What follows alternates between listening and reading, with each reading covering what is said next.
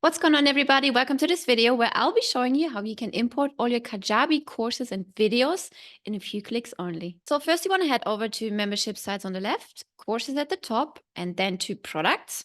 You want to navigate over to create product at the top right. Do not click on it, just hover over it. So you will see the import from Kajabi option popping up. Click on it and you can see here a new site showing off.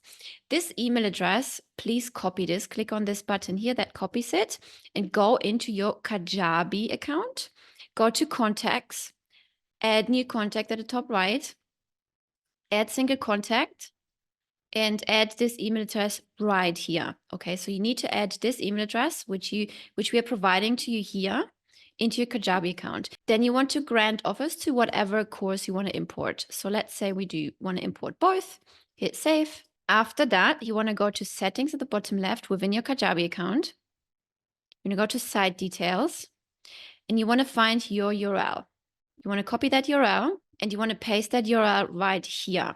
Make sure you add /login at the end and make sure you add HTTPS at the beginning. Here under password, you should be entering the password which helps you to log into your Kajabi site, which in this case is this page here. So log into your Kajabi site and make sure you're logged in before you start this process. Then put your password into the CRM and hit import. Now the system is migrating all the courses from Kajabi over to the CRM. If you want to cancel the import, you can just hit cancel and confirm right here. Or if you want to refresh the status, you can just click that refresh button right here, or you click on the refresh status right here. Please note at this very moment, you can import Premier products and on course sites. We are adding more themes as we go along. Now, once the process has completed, it will let you know in the top right corner. So the process has completed right now, and let's go and see if the course content has been imported. Hover over to products.